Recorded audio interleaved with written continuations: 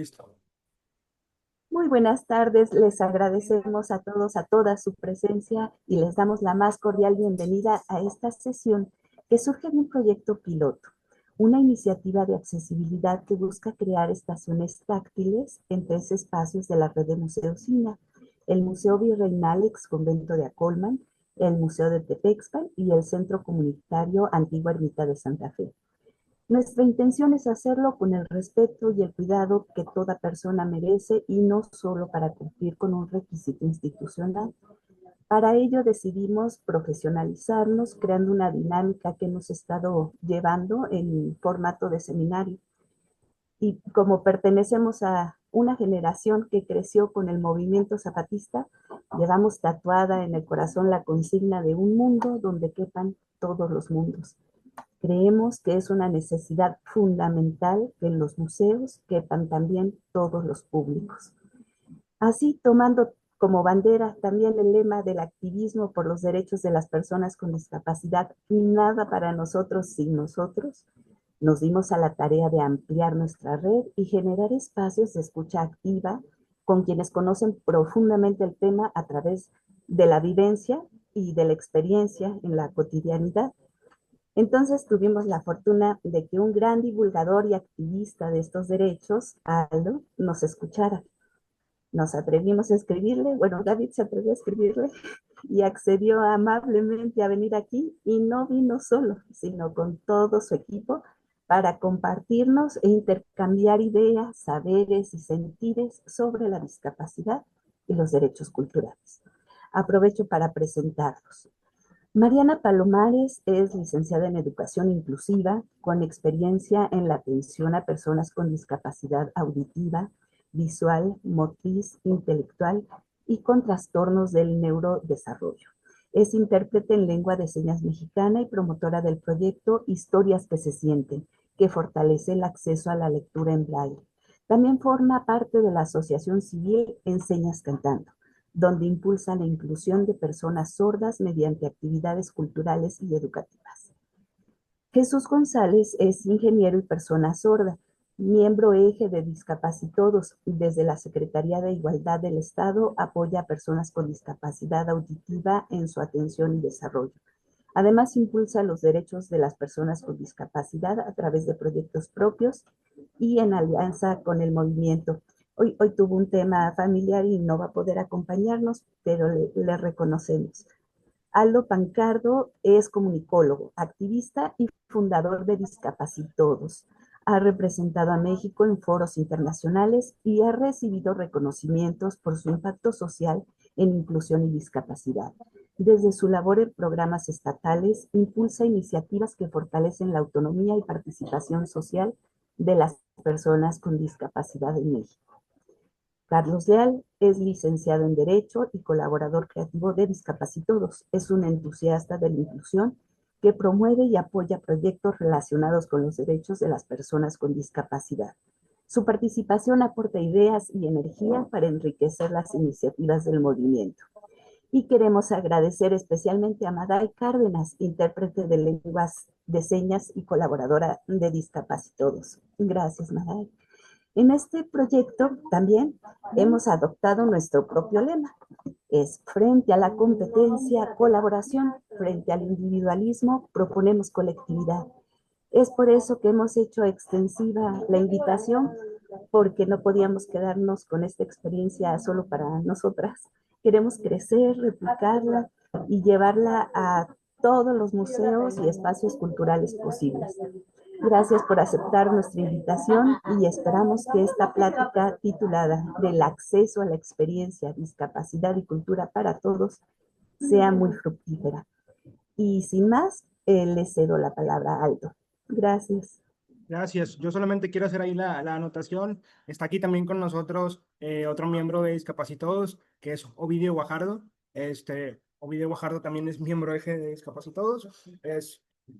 Es arquitecto de profesión, urbanista también. Ha participado en lo que es pues el gobierno del municipio de Monterrey, aportando y diseñando estrategias de accesibilidad en diferentes espacios culturales y públicos. también es parte de Discapacitados, entonces también agradezco a todo el equipo por estar aquí. Y muchas gracias a ti, Tere, gracias a ti, David, gracias a ustedes, gracias a Lina, por el interés en este tipo de temas, que es súper importantísimo. Y pues bueno, del acceso a la experiencia, discapacidad y cultura. Cuando hablamos de discapacidad, hablamos de autonomía. Y creo que es una de los temas o de las palabras más importantes. ¿Por qué? Porque se trata de que una persona con discapacidad, independientemente de qué discapacidad sea la que tenga, pueda acceder a espacios públicos, hablando en este contexto específico, a experiencias culturales, por supuesto, entre otras cosas. Porque no es algo externo, es un derecho de cada persona, tenga o no discapacidad. Es por eso que este tipo de espacios se vuelven importantísimos y agradecer a instituciones como ustedes que abren estos espacios. ¿Por qué es importante los espacios culturales para todas las personas? Bueno, vamos a tener un poquito de contexto. A nivel país, hay estimaciones, según el INEGI del 2020, que eran alrededor de 6.1 millones de personas con discapacidad. Sin embargo, yo les puedo asegurar que esa cifra no ha hecho más que aumentar en estos 5 años que ha habido desde el 2020 hasta el 2025. Es más, hay estimaciones que dicen que estamos alrededor ya o tocando ya los 7 millones de personas con algún tipo de discapacidad. En Nuevo León, y se me hizo muy importante mencionarlo también porque nosotros radicamos en Nuevo León, el equipo radica en Nuevo León, eh, personas registradas en el último censo del INEGI del 2020 eran aproximadamente 220,000. Y de acuerdo con Ciudad de México, eran aproximadamente 500,000. Pero aquí quisiera hacer una anotación bien importante. Esas son personas registradas ante el INEGI. Si nosotros tomáramos en cuenta las personas con alguna limitación que no caen en una categoría específica de discapacidad de las 5 categorías que se conocen, estaríamos hablando entonces, en el caso de Nuevo León, que esta cifra alcanza hasta los 807,000 personas con alguna limitación y discapacidad. Y yo estoy seguro que cuando hablamos de la Ciudad de México, una ciudad tan cosmopolita, grande y importante, pues esta cifra de 500,000 se dispara también muchísimo más. Entonces, hablamos de que este no es un grupo minoritario, nunca lo ha sido y va a seguir aumentando con el tiempo porque siempre van a haber, ya sean algún tipo de discapacidad por nacimiento, por algún tipo de enfermedad, por algún tipo de accidente. Entonces, eso habla por qué este grupo es importante, considerarlo para todo tipo de servicios, para los servicios educativos, para los servicios de salud, también para los servicios culturales, como es en este caso. Y algo que se nos hace bien importante es mencionar el tema de cuántos turistas aproximadamente visitaron en 2024 la Ciudad de México. ¿Por qué? Porque mencionábamos ahorita que la Ciudad de México es grande, es una de las ciudades más grandes del mundo, es cosmopolita y es, francamente, cuna de cultura en México, por supuesto. Entonces, atrae muchísimos visitantes, visitantes diversos, con diferentes tipos de características físicas, mentales y sociales. Es por eso que cuando hablamos no solamente de acceso, hablamos sino de experiencia. Porque por supuesto a través de estos 20, 30 años que se están hablando de la inclusión, hemos hablado del acceso a los recintos, a los establecimientos, hemos hablado de lo que son estas adaptaciones. Pero también deberíamos de hablar, y precisamente esto va cuando nos invitaron Tere y David, de cómo vamos más allá, de cómo cambiamos esto para que realmente sea una experiencia completa, una experiencia 360. Y hablando de turistas, son aproximadamente 45.3 millones de turistas en la Ciudad de México en 2024. Esta es una cifra, híjole, importantísimo y súper grande. Y esto nos deja ver realmente por qué sería, pues ahora sí, una necesidad, no tanto una iniciativa, sino una necesidad, que los servicios culturales para dar a conocer nuestra cultura como país pudieran ser realmente accesibles, no solamente acceso de establecimientos, sino de una experiencia total. Vamos a darle a la siguiente. Y bueno, ¿qué entendemos por discapacidad y cultura? Voy a hacer aquí una pausita nada más para darle entrada a las personas que también se van conectando, para que no se queden ahí afuera. Este, y agradecerles a todos los que se van conectando también. Perfecto. ¿Qué entendemos por discapacidad y accesibilidad cultural?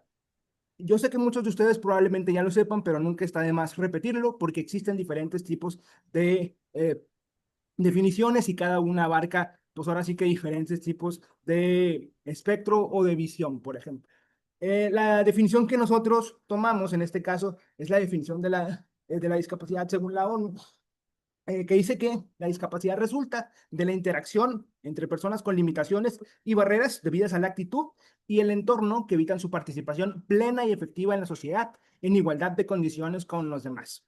El punto clave en esta definición que nosotros resaltamos es que no es la persona la que presenta una limitación o no es la persona la que está limitada, sino que es el entorno el que la discapacita. De ahí que venga conceptos como un entorno discapacitante.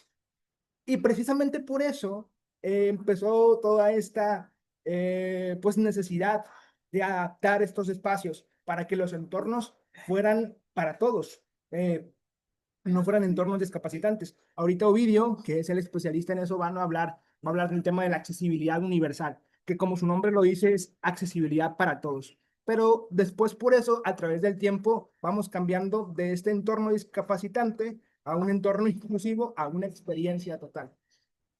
Ahora, el impacto de la exclusión, solamente para tomar en cuenta esto, ¿no? La falta de accesibilidad, yo creo que muchos lo sabemos, pero tampoco está de más recordar. La falta de accesibilidad no solo excluye, sino que también limita el impacto, la relevancia de los espacios culturales.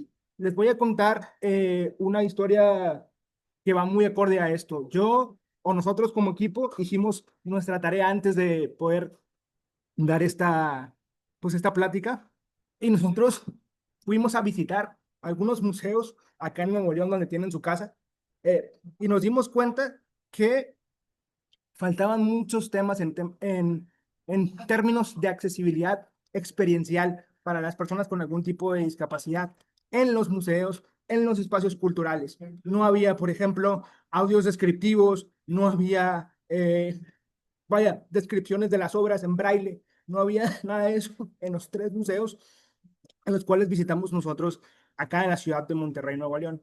Entonces, precisamente ese es el impacto de la exclusión que les mencionaba hace un instante, ¿no? Y por eso es importantísimo hablar de este tema, porque pues esto tiene un impacto y relevancia en estos espacios culturales. Hablamos del arte no como algo más que un derecho, porque el arte no es una herramienta terapéutica para las personas con discapacidad, es un derecho cultural como para cualquier otra persona. Es como cuando nosotros hablamos de derechos para lo que es una persona que transite libremente, sin ningún tipo de objeto, sin ningún tipo de obstáculo en la ciudad. Existe un derecho que es el derecho al libre tránsito, independientemente de qué características físicas tengas tú. Y no es espérate, voy a hacer una adaptación para ver si yo puedo hacer algo. No, deberían de haber este tipo de adaptaciones. Y entonces nos topamos con una problemática principal que es, si bien existen leyes, iniciativas que están en papel, ¿qué es lo que nos falta? ¿Qué es lo que nos está deteniendo para poder realmente implementarlo en la vida real y tener un impacto social y, por supuesto, cultural? Ahora, esto como contexto, pero me parece bien importante y también algo que nos pidieron el equipo de Lina, que puede ser que ya lo sepan, pero es importante también resaltarlo. ¿Qué se debe y qué no se debe hacer cuando nosotros estamos en contacto con una persona con alguna discapacidad, independientemente del tipo de discapacidad que está presente? ¿Qué se debe hacer? Muchos de ustedes ya lo pueden saber, pero es preguntar antes de ayudar. Algunas personas dicen, no, pues yo veo a alguien que necesita un apoyo, yo voy y lo ayudo. Pero para la mayoría de las personas con discapacidad, todos los días representa un reto. Y para la mayoría de las personas con discapacidad, en la búsqueda de ese concepto tan importante que les decía al principio, que es la autonomía, pues este reto le ayuda a desarrollar a la persona y al cuidador, porque también en esta ecuación encontramos el cuidador, esa autonomía para cada persona, ¿no? Ofrecer materiales accesibles es lo que se debe hacer. Esto lo acabamos de ver y por eso es importantísimo. Braille, subtítulos, pictogramas desde el inicio, audios descriptivos, videos con lengua de señas, por decir algunos, ¿no? También hablamos de capacitación al personal. Eh, sí, Gaby, claro que sí. Les puedo compartir la presentación, no tenemos problema. Hablamos de capacitación al personal en temas de trato digno, herramientas básicas de inclusión. ¿Por qué? Porque cuando hablamos del acceso a la experiencia, es, sí, podemos tener el espacio lo más adaptado posible. Sí, podemos tener esos que les digo, braille, subtítulos, pictogramas, videos, audios descriptivos, pero la experiencia se limita si no terminamos de cerrar el círculo. ¿Cómo cerramos ese círculo? Capacitando al personal en trato digno, en respeto, en herramientas básicas, como tú tratarías a cualquier otra persona. Por supuesto, dependiendo del tipo de discapacidad, necesitaríamos tener consideraciones especiales. Pero para cerrar un círculo virtuoso, por así decirlo, en tema de experiencia total, en cualquier entorno, no tiene que ser un entorno cultural, hablamos de la importancia de capacitar al personal y de no solamente informarlo ni tomar acciones a lo mejor en lo que es el entorno, sino también al personal. Escuchar a las personas con discapacidad. Y esto es precisamente lo que está haciendo el INA el día de hoy, que es el primer paso, uno de los pasos más importantes, que es, ellos querían o tenían en su mente esta iniciativa, porque saben que es importante, porque conocen muchas cosas, porque son espacios culturales que nos representan. Y ellos sabían, como lo dijeron al principio, que un lema del equipo o del proyecto o de las personas con discapacidad, mejor dicho, es nada sobre nosotros sin nosotros. Y entonces, saben que si van a un público objetivo, como es las personas con discapacidad, necesitan incluir a personas con discapacidad para que sean ellas las voces que les puedan decir, vamos bien por aquí, no vamos bien por aquí. Muchas veces ha pasado que hay iniciativas que tienen como objetivo ayudar a las personas con discapacidad, pero ¿qué pasa? Bueno, que no incluyen a las personas con discapacidad en las tomas de decisiones, en la retroalimentación. Y es ahí donde esa iniciativa que tenía un buen objetivo termina viéndose partida a la mitad, por así decirlo. Cuando pudo haber tenido muchísimo más impacto, sí incluían a personas con discapacidad y todavía más se incluyen a un grupo de personas con diferentes tipos de discapacidades. ¿Por qué? Porque ahorita lo vamos a ir viendo. Cada quien necesita, pues, adaptaciones o consideraciones diferentes. Cada quien ve diferente su entorno, dependiendo, por supuesto, de cómo ha sido la experiencia de cada uno y de su vida. Entonces, ¿qué podemos hacer? Pues preguntar antes de ayudar, ofrecer materiales accesibles. Esto se piensa que es muy complicado, pero realmente no es tan complicado y ahorita Mariana también nos va a platicar mucho porque en todo lo que ella hace también encuentra la manera de esto, de ofrecer accesibilidad a través del braille, que muchas personas piensan que es caro, pero no, ella encuentra la manera de hacerlo lo más accesible posible. Bueno, y también el tema de la capacitación del personal, el tema de escuchar a las personas. Ahora, ¿qué es lo contrario? ¿Qué no debemos de hacer? Que muchas veces hacemos por desinformación. Bueno, suponer necesidades. Es la antítesis de preguntar. Pues no todas las personas con discapacidad necesitan lo mismo. Es prácticamente lo que les decía. Es preguntar para conocer las necesidades de la persona que tienes enfrente. Y a partir de ahí, no asumir. Y ese no asumir se traduce como un respeto a la persona. No se trata de decir, es que las personas con discapacidad no quieren que se les ayude. No, claro que como personas agradecemos la ayuda. Habrá personas con discapacidad, como todas las personas, que podrán ser a lo mejor un poquito más recatadas o no les gustará recibir ayuda o lo tomarán de una mala manera. Pero la mayoría, créanme que no, lo agradecemos. Pero como les comento, para muchos es un reto y para muchos que nos gusta encontrar la manera de seguir adelante, esto nos ayuda, ¿verdad?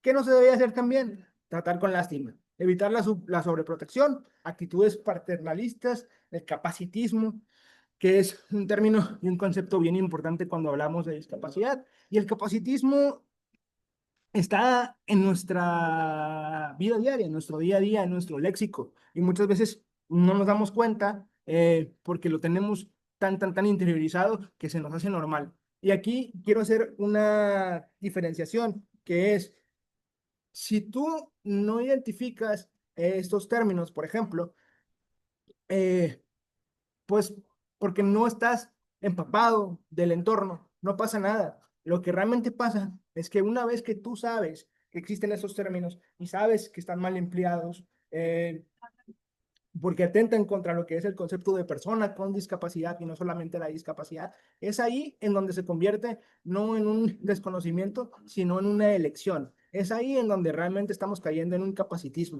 Pero el hecho de que tú no sepas y por desinformación lo hagas, pues no pasa nada, al contrario, se trata de que podamos aprender. El tema es cuando lo sabemos, cuando nos informamos y aún así decidimos hacerlo. Ahí es cuando debemos entonces de hacer un examen de conciencia. La accesibilidad condicional es algo que pasa muchísimo, pero que poco a poco debemos de tratar o estamos tratando con este tipo de iniciativas de cambiar, ¿no? No hacer accesibilidad solo si se puede. Volvemos a lo mismo. Así como el libre tránsito, la accesibilidad es un derecho, no un favor. ¿Por qué? Porque si tú no eres accesible en los diferentes tipos de accesibilidad, también nos va a hablar o bien un momento, pues estás de alguna manera, no, bueno, no de alguna manera, estás imposibilitando o no cumpliendo con el tema de garantizar ese derecho. Y por último, pero no menos importante, excluir por prejuicios. Como les comento, y esto va muy encadenado al tema del tratar con lástima, de suponer de dar términos capacitistas. Muchas veces tenemos prejuicios porque no conocemos, porque nuestro entorno no está relacionado directamente con una persona con algún tipo de discapacidad o porque pues no cuidamos de alguien que necesita un cuidado específico y eso puede hacer que caigamos en prejuicios. Eh, y volvemos a lo mismo, o vuelvo a lo mismo. Para mí, realmente el tema no es si tú excluyes por un prejuicio o si tú no sabes algo en particular. El tema es que si tú te informas, como lo estamos haciendo en este momento, a través de esta presentación, y que si tú cuidas de una persona con discapacidad, que si tú eres una persona con discapacidad, que si tú formas parte de instituciones culturales como esas y te capacitas, y aún así, pues no hacemos algo por cambiar esto. Entonces ahí es donde tenemos que realmente preguntarnos si nos está funcionando o no. ¿Qué más necesito para realmente entender el concepto? No se trata de dar culpas, sino se trata nada más de preguntar ¿qué me está faltando? ¿Hacia dónde voy? ¿Cómo puedo garantizar el respeto tanto para mí como para cualquier otra persona? Hasta aquí voy bien, ¿verdad? ¿O voy muy rápido? Díganme, por favor. Alguien que me levante la mano, que me diga, sí, vas Va, bien, no, no vas bien. va bien, va bien. Perfecto. Con este. Perfecto, va. Muy bien. Ahora, algo bien importante que es, ¿qué se está haciendo fuera de México? Porque hablamos de espacios culturales, hablamos de accesibilidad, hablamos de experiencia, sí, pero muchas veces para poder mejorar tenemos que tener un horizonte, por así decirlo. Entonces, siempre hay que ver qué se está haciendo fuera de México. Pues unos ejemplos por aquí. Creo que aquí en la presentación no se ve completo por la pantalla, pero ahorita les voy a ir explicando, no se preocupen.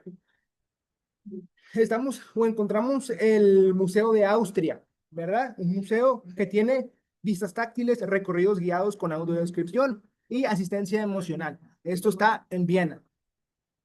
¿Esto en qué? En temas de accesibilidad y no solamente de acceso, sino de experiencia para personas con discapacidad. En España, en el Museo del Prado, desarrollaron una aplicación accesible con materiales para discapacidad visual e intelectual y recorridos autónomos con lectores de pantalla. Yo quiero hacer una pausa aquí porque acabamos de encontrar una palabra que para nosotros se nos hace bien importante, que es recorridos autónomos con lectores de pantalla.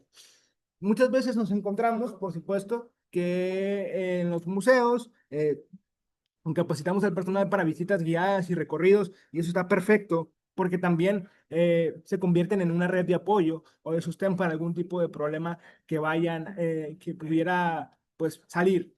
Pero, hablando de discapacidad y hablando de autonomía y hablando de derechos, el tema de poder encontrar un punto medio en los recorridos autónomos con lectores de pantalla se vuelve bien importante. ¿Por qué? Porque es como cuando vamos a cualquier otra cualquier parte del mundo, ¿no? O de México. Muchas veces Hay personas que prefieren tener recorridos guiados y hay personas que prefieren ir a su ritmo y conocer a su ritmo y aprender a su ritmo y experimentar a su ritmo. Entonces, me parece bien que tengamos el tema de estas visitas guiadas, pero creo que también pudiéramos ir apuntando hacia cómo podemos ofrecer que una persona con algún tipo de discapacidad pueda decidir tomar su tiempo para recorrer espacios específicos de nuestro espacio cultural o de nuestro museo. En Reino Unido, por ejemplo, está el Museo de Ciencias y implementaron un programita que se llama Quiet Hours, horas silenciosas por la mañana. Esto para personas con autismo y neurodivergencia. Y esto es importantísimo porque, y lo voy a decir aquí porque la verdad es que es lo que es, cuando estábamos armando esta presentación y por supuesto lo estábamos revisando con el equipo, Mariana nos hizo ahí una anotación, dijeron, oigan chavos, vamos muy bien con el tema de discapacidad visual, con el tema de la discapacidad auditiva, a lo mejor inclusive física, pero ¿qué onda con la discapacidad intelectual o qué onda con el tema del autismo, las neurodivergencias?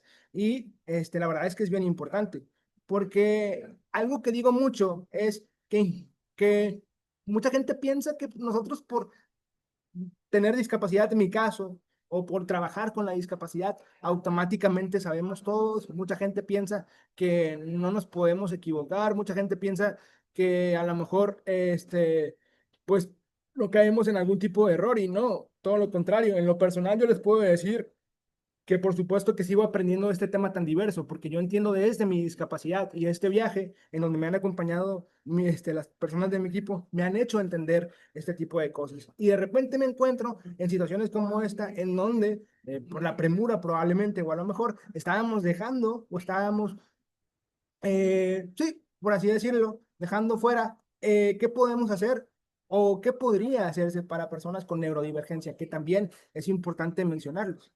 Ahora, abajito vienen lo que son, si no me equivoco, porque aquí no veo bien, porque creo que se cortó la pantalla. Abajito incluimos museos, que es el Museo de Brasil, si no mal recuerdo. ¿Ustedes también ven la pantalla hasta donde yo la veo o si la ven completa? Es pregunta. Se ve cortada también, Aldo. Sí, ¿verdad? Se me hace que es el tema Sí, de... nada más creo que trata de deslizarlo con los dedos saldo hacia abajo y A creo ver, que a lo mejor lo puedes ver. Si no, aquí abro y menciono los museos que tenemos. si lo puedes abrir, por favor, porque no me está dejando. Sí, em, aquí está. Está, bueno, de los museos que comenta Aldo, tenemos el de Estados Unidos, que es el Smith, ay, no veo, Smithsonian Institution, accesibilidad digital completa con tours sensoriales y con materiales en American Sign Language, que aquí como complemento debemos recordar que cada país tiene su propia lengua de señas. Por ejemplo, en México tenemos la LSM, que es la lengua de señas mexicana, en Estados Unidos, que es la American Sign Language, y así cada país tiene la suya, y también tienen herramientas de navegación autónoma para los visitantes. En Brasil tenemos en más Sao Paulo, se llama el museo y está la mediación cultural inclusiva con materiales en braille y la formación de guías con discapacidad. Esto por parte de Brasil. Y en Colombia está el Museo Nacional, que tiene talleres adaptados con visitas guiadas con intérpretes comunitarios y con pictogramas, que es lo que se mencionan en museos de Latinoamérica y pues también tenemos en Estados Unidos. Muchas gracias, Mariana. Gracias. Gracias ahí por el apoyo. Específicamente, entonces, vemos cómo pues también hay iniciativas en lo que es Latinoamérica hacia el tema de la accesibilidad y la experiencia completa en espacios culturales, no solamente en Europa, como es Austria, como es España, como es Reino Unido, sino también ya lo que mencionó Mariana. Entonces, vemos por fuera, vemos hacia dónde vamos. Bueno, ¿qué pasa acá? Pues en México, ¿no? ¿Qué hay en México? ¿O qué se está haciendo? Los casos destacados, que yo estoy seguro que pues ustedes que viven en Ciudad de México, Mariana que ya lo ha visitado, Obi que ya lo ha visitado, Jesús que ya lo ha visitado. Yo, la única vez que fui a Ciudad de México no tuve la oportunidad de visitar el Sumaya, pero el Museo Sumaya es un ejemplo, un caso destacado en temas de accesibilidad, en experiencia, porque además de la accesibilidad arquitectónica, cuenta con pantallas con intérpretes reales que están grabados explicando lo que son las descripciones de las obras o las guías o las pinturas y tiene visitas guiadas inclusivas. Entonces, si se dan cuenta o nos damos cuenta que aquí el Museo Sumaya hizo una mezcla, este punto específico en donde yo les comentaba que sí hacen visitas guiadas, pero también cuentan con el tema de intérpretes grabados explicando cada obra o cada área o cada pintura. Y entonces eso permite que una persona pueda decidir, él o el cuidador, de si van acompañados, o, discúlpenme, o si van solos, experimentando y conociendo del arte y la cultura. Ahora también existe, ustedes me dirán si no, el Museo de la Memoria y de la Tolerancia, que hasta donde investigamos, tiene contenido en lengua de señas mexicana y señalética visual adaptada. Ahora, esto es lo que se está haciendo en México y acabamos de ver qué es lo que se está haciendo en parte de Europa y en parte de Latinoamérica. Entonces, nos hacemos la pregunta, o viene realmente cuáles son los retos actuales en México, hacia dónde vamos, qué nos falta. Está el tema de los recursos limitados y aquí le voy a pedir yo a Obi que me ayude ahora porque también aparece cortado. O si no, Mariana, tú que tienes abierta la presentación, ¿me puedes ayudar con los retos actuales en México, por favor? Ujú. Sí, bueno, en retos actuales que tenemos aquí en México, pues uno es, como mencionaba Aldo, los recursos que están limitados. Nos habla de que la mayoría de los museos en este país, aquí en México, no cuentan con el recurso o con la formación para la atención con personas con discapacidad.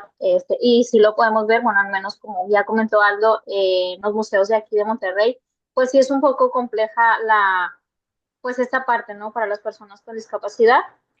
Tenemos también lo que es la accesibilidad parcial, que habla sobre la escasa implementación de la accesibilidad cognitiva y sensorial.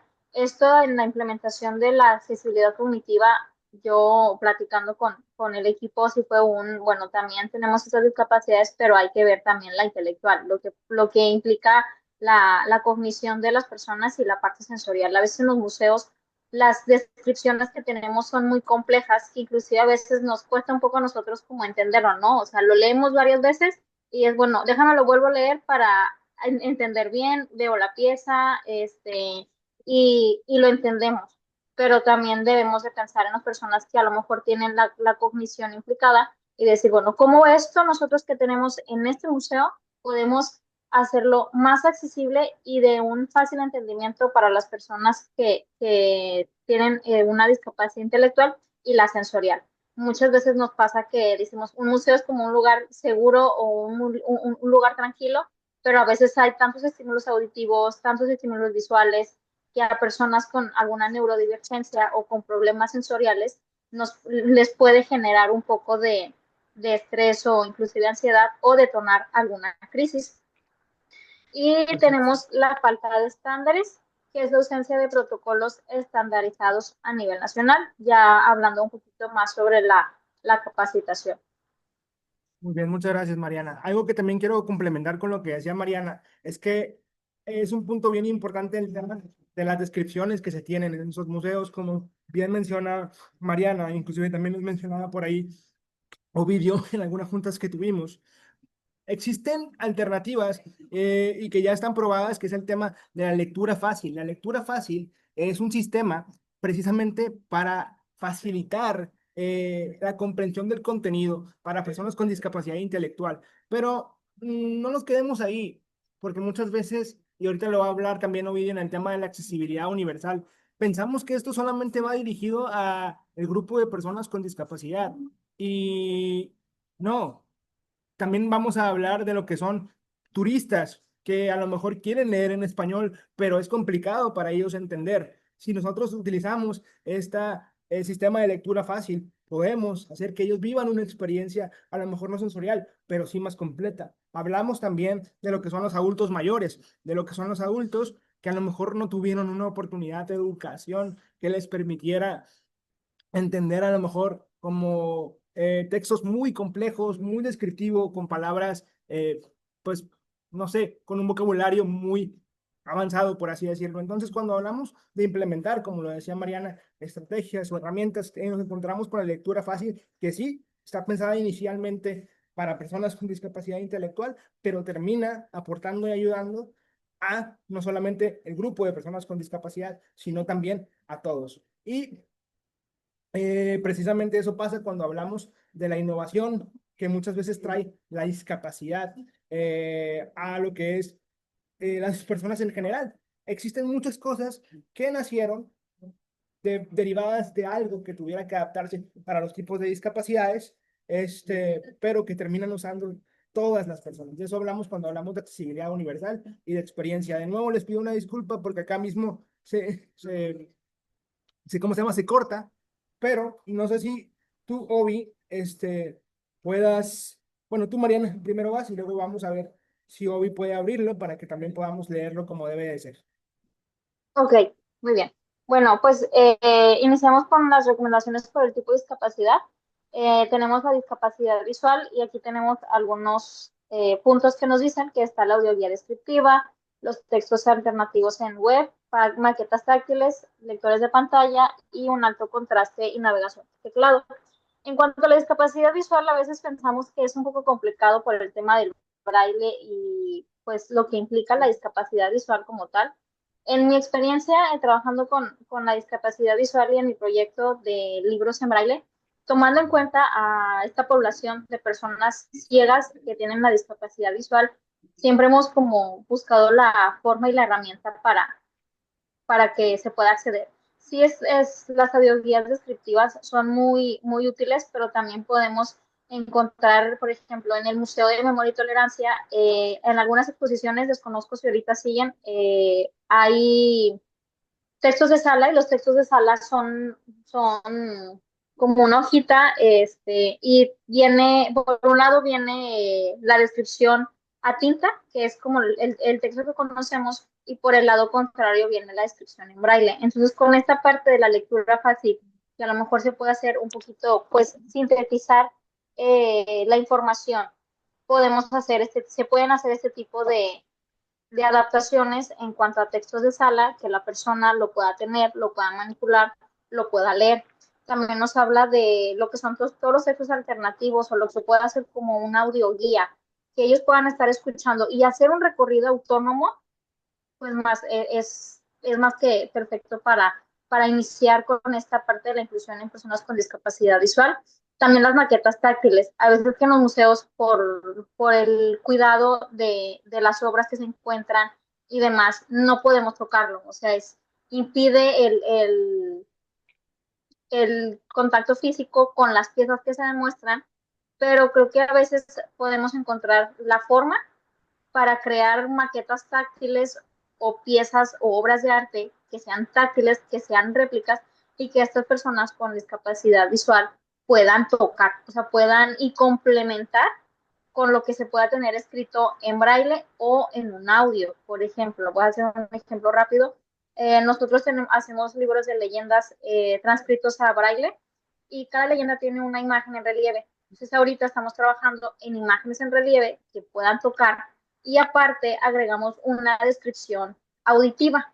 Entonces ya la persona con la discapacidad visual, escuchando la descripción de la imagen y aparte tocando, o sea, tocando la imagen que hacemos, a ellos les complementa y hace una experiencia más completa y un mejor entendimiento de lo que se está leyendo, de lo que se está escuchando y de lo que están viviendo en ese momento. Entonces son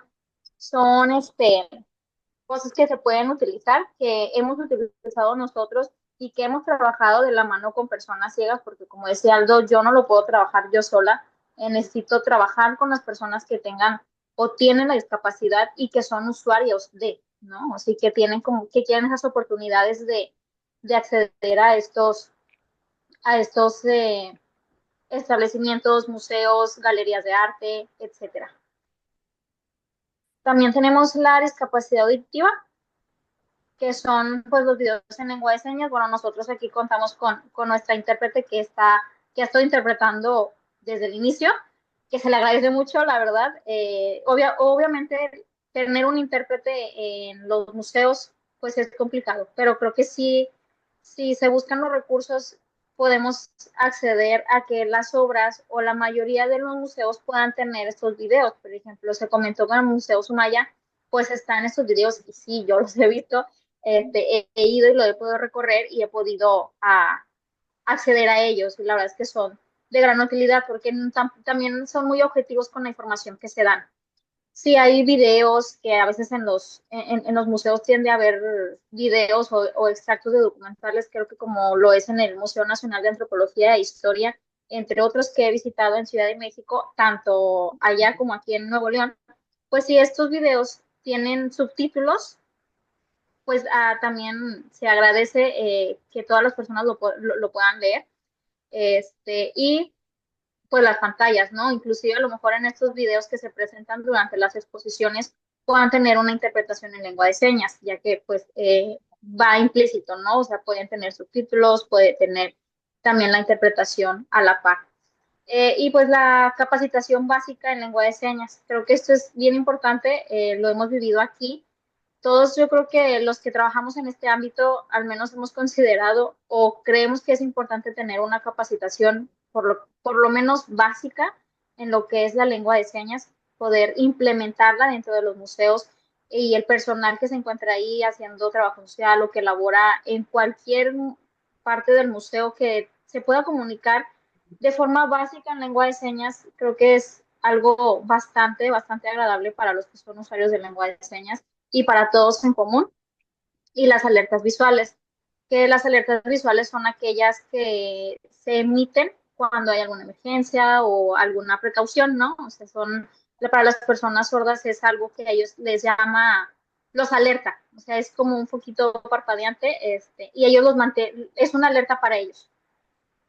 Muy bien, muchas Y gracias, Mariana. Va a ir Ovidio, ahora sí, ¿verdad? Discapacidad motriz. Sí, ¿verdad? Sí. Sí, de hecho, quisiera empezar con algunos como puntos básicos que ya hemos tocado a lo largo de esta plática, pero para, pues, otra vez como que reforzarlos, y es, ¿qué es la accesibilidad universal? Porque de aquí parte todo, y es que a una definición un poquito más desarrollada, es que la accesibilidad universal es aquella condición que deben cumplir tanto los entornos como los procesos, los bienes, productos o servicios para que todas las personas puedan participar de manera autónoma. Y esta palabra autónoma la hemos escuchado también bastante en el transcurso de esta plática porque es muy importante. Y es que la autonomía es la capacidad y el derecho de una persona para poder tomar sus propias decisiones y llevar a cabo las actividades de la vida cotidiana utilizando sus propias habilidades y recursos.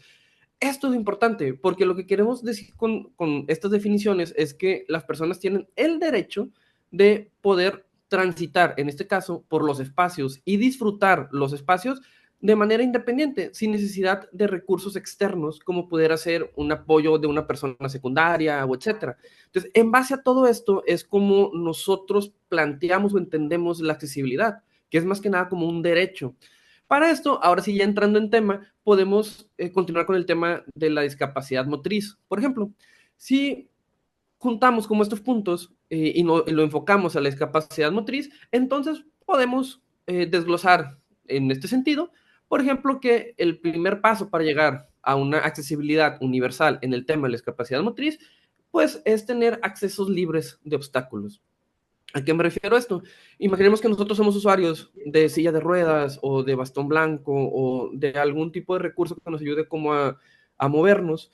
El que no tengamos obstáculos, y obstáculo puede ser, aunque no lo crean, cosas muy insignificantes. Por ejemplo, yo en la facultad llevé materias de accesibilidad universal y hubo un ejercicio que nos pusieron de entrar desde la parte de afuera del pasillo hacia el salón. En ese entonces el maestro nos puso en una silla de ruedas y ya lo comentaba con Aldo anteriormente, que un simple desnivel en cuanto a al cerámico de afuera del pasillo con el de adentro del salón, ese pequeño desnivel de milímetros hizo que yo me cayera de la silla de ruedas. Entonces, pueden ser como detalles muy, muy pequeños, pero marcan mucho la diferencia dependiendo qué herramienta estemos utilizando para desplazarnos. Entonces, he aquí como esta importancia también de los accesos libres de obstáculo. De ahí podemos agarrarnos a casi cualquier cosa, pero ahorita lo mencionamos también. Por ejemplo, las rutas amplias y despejadas, volviendo a lo mismo. No sé si aquí los presentes, alguien a modo recreativo o de modo diario utilicen una silla de ruedas, pero hay ciertas medidas como antropométricas, que son las medidas como naturales del espacio que necesitamos para movernos. Una silla de ruedas aproximadamente necesita entre 1.20 metros de largo y unos 80 centímetros de ancho. Este es como el puro espacio de la silla de ruedas. Ahora, en base a esto, hay que considerar, por ejemplo, el espacio que nosotros, como usuarios de silla de ruedas, necesitaríamos para poder maniobrar. Por ejemplo, si yo quiero cambiar de dirección, quiero retroceder, dependiendo la actividad que vaya a hacer, voy a ocupar un mayor espacio como de acción. Y esto lo menciono por el punto de rutas amplias y despejadas. Esto simplemente imaginemos que estamos haciendo fila o queremos comprar un ticket de entrada a un museo o etcétera. Pero imaginémonos en un caso de emergencia donde a lo mejor tengo que salir del edificio rápidamente. Se vuelve un poquito más complicado. O sea, aparte del incidente que está pasando, tengo que maniobrar para poder pasar por ciertas puertas o etcétera. Entonces se vuelve todavía un poquito más complicado. Ahora, la información accesible desde silla de ruedas, y esto es importante. Yo personalmente no soy una persona muy alta, entonces puedo a lo mejor identificarme un poco, pero la altura de un usuario de silla de ruedas a nivel de ojos se reduce un poco. Esto también consideremos un aproximado de, digo, varía mucho, ¿verdad? Pero desde abajo de la silla de ruedas hasta, por ejemplo, nivel de ojos o hasta nivel de cabeza, pues vendría siendo alrededor de unos 1.30, 1.40 metros de alto. Entonces, se reduce bastante como el nivel de los ojos. Entonces, si nosotros ponemos señalización o texto muy arriba, se vuelve muy incómodo para la persona usuaria de silla de ruedas el tener que estar volteando hacia arriba en todo momento. Entonces, esto también se lo comentaba Aldo, que ahorita lo mencionó, que sí, soy muy fan de Ciudad de México. Este año fui al Museo Sumaya, de hecho, y le mencionaba que sí noté esto, por ejemplo, que al entrar al Museo Sumaya, que sí tiene una rampa de acceso muy bonita, pero a la hora de comprar ya el ticket, yo sí me di cuenta que está un poco alto como donde compramos el ticket. A mí me llegó más o menos como a la altura de la barbilla, más o menos, a lo mejor aquí a la altura de pecho, barbilla. Entonces, sí está muy alto. Eso a lo mejor puede dificultar si una persona en silla de ruedas viene sola, el hacer la interacción a lo mejor está muy retirado como el espacio. Entonces, sí, son pequeños detallitos que a lo mejor pueden sumar bastante. Por último, podemos hablar sobre los espacios de descanso. Y este término está interesante. Normalmente lo vemos mucho en espacios públicos muy grandes o cuando nos tenemos que desplazar mucho, que yo creo que es el caso del museo, que a lo mejor si yo tengo una discapacidad motriz y se me complica en cierto grado desplazarme, puede ser que si me desplazo durante una hora, ya me sienta cansado. Entonces, estos espacios de descanso son justamente a modo estratégico colocarlos en zonas donde los usuarios puedan tomarse 5 minutos de descanso. Podemos a lo mejor una persona de la tercera edad que a lo mejor no puede, perdón, mantener como tanto tiempo el recorrido, donde pueda descansar tantito, respirar y continuar con el recorrido sin ningún tipo de presión. Es muy importante ese tipo de espacios también. Ahora, para continuar con el tema de la discapacidad, podemos hablar sobre la discapacidad intelectual, que como decía ahorita la compañera también, que en muchas zonas casi no le prestamos mucha atención a la discapacidad intelectual, pero hay muchos rangos que entran en esta categoría que también vale mucho la pena pues incluir todos los tipos de accesibilidad. Por ejemplo, el lenguaje claro y sencillo, que ahorita creo que ya lo mencionaban.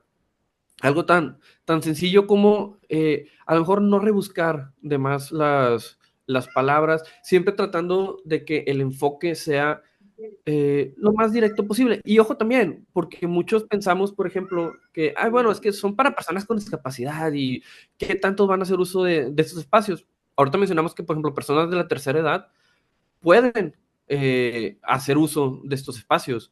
Ahorita con el tema de lenguaje claro y sencillo, para mí, desde mi perspectiva, un niño también le pudiera servir. A lo mejor infantes que no están tan desarrollados en el tema del lenguaje, también les pueda servir. Entonces, ese es el tema de la accesibilidad, que no es únicamente para un tipo de personas o para algunas personas o para cierto nicho de personas. Es una metáfora que siempre uso, pero ¿quién puede usar una escalera? ¿Quién puede usar una rampa? ¿Un niño puede usar una rampa? Sí. ¿Una persona de la tercera edad puede usar una rampa? Sí. Yo que no tengo ninguna discapacidad puedo usar una rampa. Una persona en silla de ruedas, una persona con muleta, todos pueden usar una rampa. Entonces, ¿por qué no quisiéramos que todos hicieran uso de nuestros espacios? Continuando con esto, podemos seguir con los apoyos visuales o pictogramas. También ya mencionamos que, pues sí, en efecto hay como estos videos dentro del museo, pero unos pictogramas, por ejemplo, que aquí en nuestra ciudad y en Monterrey, cuando gusten venir, hay pues ciertos negocios que están empezando a implementar de comida estos menús con pictogramas que son para ayudar visualmente a las personas que puedan pues entender un poco más de qué se trata el producto o servicio. Entonces, algo tan sencillo como colocar una imagen que ya hay demasiados estudios psicológicos y demasiados ya como pictogramas un poco ya más oficiales que están aprobados, pueden ayudar mucho como a describir el mensaje que se está plasmando en tinta. Los horarios de baja estimulación también, por ejemplo, si soy una persona con algún tipo de neurodivergencia, llámese autismo, Asperger, etcétera, el tener estas horas como de baja estimulación, que a lo mejor las luces no son tan potentes, que a lo mejor el ruido suele estar un poquito más abajo, a lo mejor incluso tener áreas o espacios donde si estas personas se pueden llegar a saturar, puedan ingresar y bajar un poquito como este ritmo. Aquí es interesante porque sí hay muchos estudios psicológicos que justamente apoyan la idea de que estas personas neurodivergentes pues su relación con el mundo suele ser un tanto más como de violencia, en el sentido de que ellos interpretan al mundo a través de ruidos fuertes, a través de luces fuertes, entonces esto los puede sobreestimular y eso puede incluso catalogarse como un tipo de violencia interna para ellos. Entonces tener como estos espacios puede ayudar bastante a que esas personas puedan bajar un poquito como esos estímulos. Ya por último, que es lo que mencionamos, como espacios tranquilos y previsibles, espacios en los que pues nuevamente como que esas personas ya tengamos como estos espacios diseñados exclusivamente para que puedan como desconectarse un poco, puedan bajar un poquito como todo eso. Hasta aquí, a lo mejor no es muy rápido, pero es demasiada información. ¿Vamos bien? ¿Sí? Vamos muy bien, Ovidio, gracias. Perfecto. Qué bueno. Muchas gracias. Perfecto. Qué bueno. Muy bien. Seguimos entonces con la otra diapositiva, solamente que no sé si se ve. Voy a tratar de cambiarla para que también lo vean. Ahí me indican, por favor, si se ve. Si no, voy a dejar de compartir para volver a compartir, para asegurarme de que se vea. Denme un segundo. ¿Se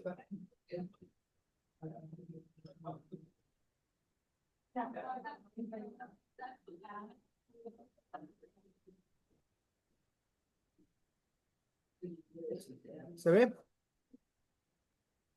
Sí, Se ve bien. Perfecto. Muy bien, seguimos con las recomendaciones y con los marcos normativos, continuando y complementando el tema de las neurodivergencias, ya lo decíamos bastante, pero también está el tema de espacios de decompresión, de descompresión para las personas con algún tipo de neurodivergencia. Si bien hablábamos de esos ejemplos de recorridos, como lo hace el Museo de Londres, que es Quiet Hours, estos espacios con poca luz, como lo mencionaba también Ovidio, lo mencionaba Mariana, también el tema de una área específica para descompresión y relajación, creo que sería interesante verlo, que lo acompañe también lo que es pues, el cuidador o la cuidadora, que normalmente son los papás o los familiares, para que si en algún momento, por algún tipo de situación, se llegara a disparar a algún tipo de situación con el niño o con la persona con alguna neurodivergencia, pueda también contar con un espacio seguro para esa descomprensión y se pueda volver a calmar y pueda volver a recuperar la oportunidad de seguir con el recorrido o de parar, pero siempre buscando y garantizando la seguridad de todos los que van a hacer este recorrido es importantísimo.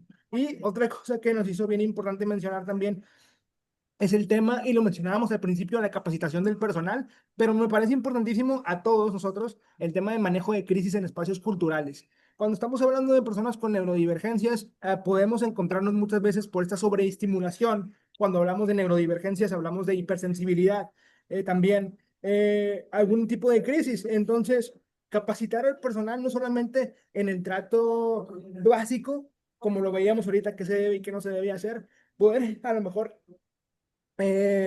no sé, designar cierto personal que va a estar en estos espacios específicos, a lo mejor designar una ruta, un espacio específico para la neurodivergencia y capacitarlos para el manejo de crisis en espacios culturales junto con su familia. Creo que sería algo que también pudiéramos pues, tratar de implementar, sería una iniciativa. Creo que ya se están implementando en algunos museos de Europa y pues bueno, hablando de innovación en el espacio cultural y de cómo asegurar una experiencia, creo que sería importantísimo. Hablamos también de normativa, porque todo esto que les estamos diciendo, que hemos estado platicando, no es solamente de, bueno, estoy viendo qué se hace afuera, qué estamos tratando de hacer aquí, qué podemos hacer allá.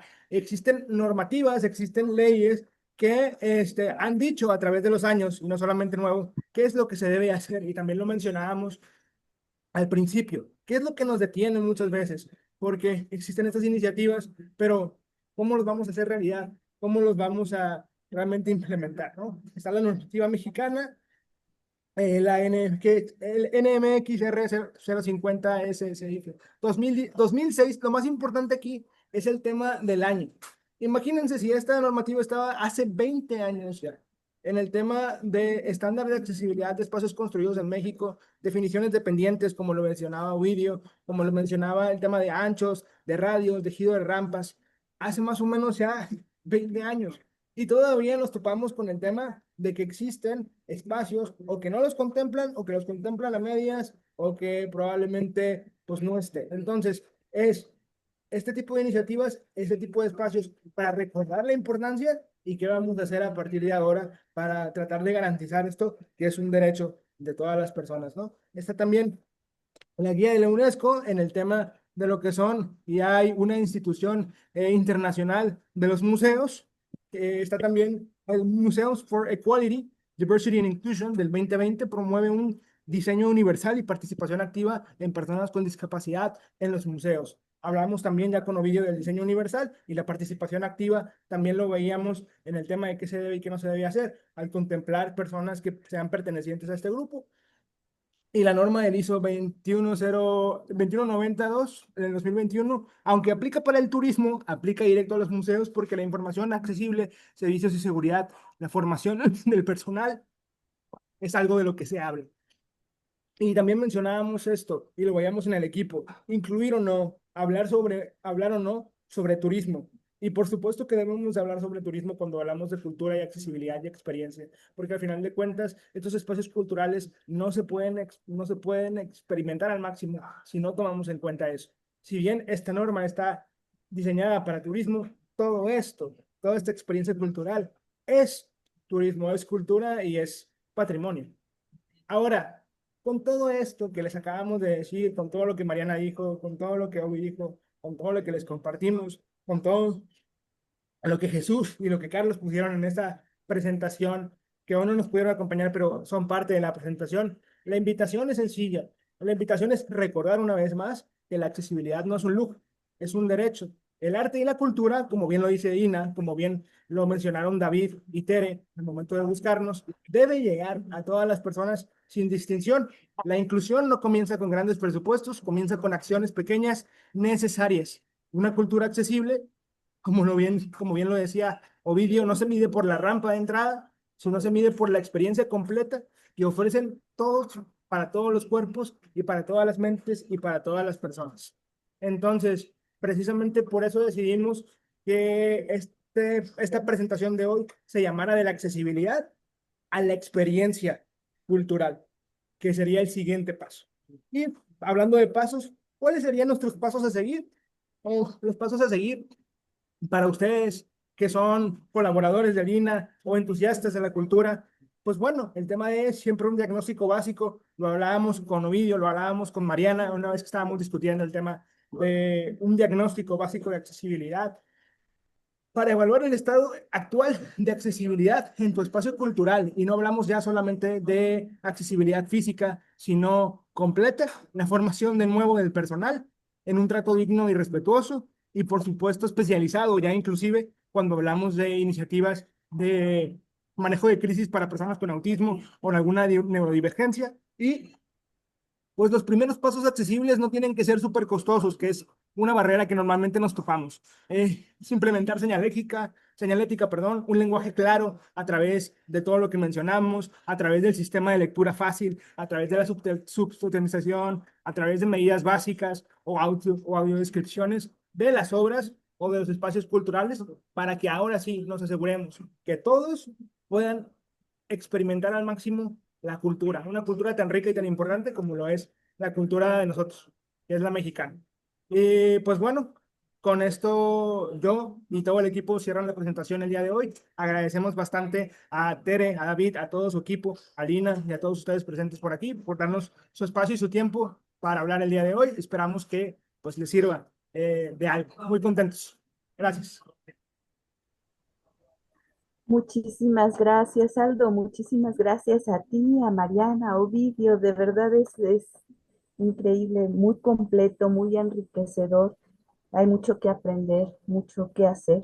Ojalá lleguemos pronto, ¿verdad?, a tener espacios culturales no discapacitantes con accesibilidad para todas, para todos, porque es un derecho.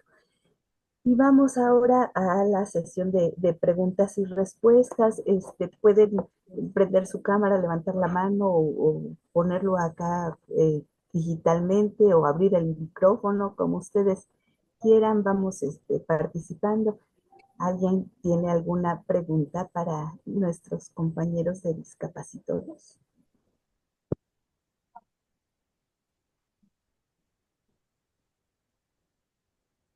No se amontonen. Gracias. Joana, si nos puedes decir, por favor, tu nombre, de dónde vienes y tu pregunta o comentario, por favor. Claro que sí. Eh, bueno, actualmente estoy cursando el diplomado para guía de turistas ahí en la ENA, como parte de uno de los módulos representando la experiencia turística. Pues, de hecho, la profesora que nos brindó el módulo, pues nos compartió el enlace para que pudiéramos, eh, pues, estar aquí.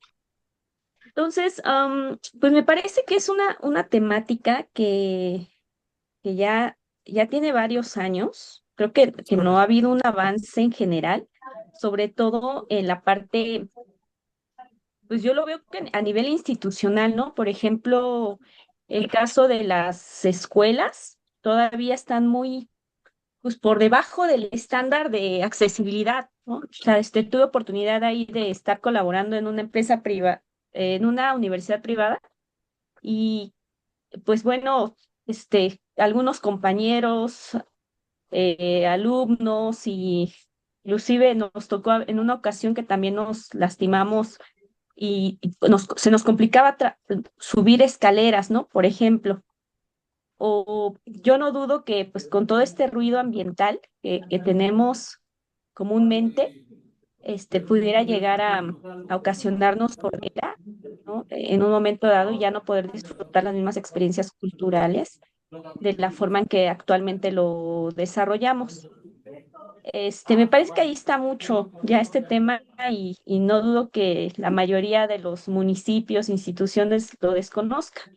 Me parece que una función que sí se debería enfocar mucho como en la parte práctica, o cómo exigir, cómo se puede exigir esto. Mencionan que es un derecho cultural, es un derecho a la cultura de todos, y por lo tanto tener esto muy presente, cómo se le puede exigir a las instituciones, y por otro lado también cómo hacer para que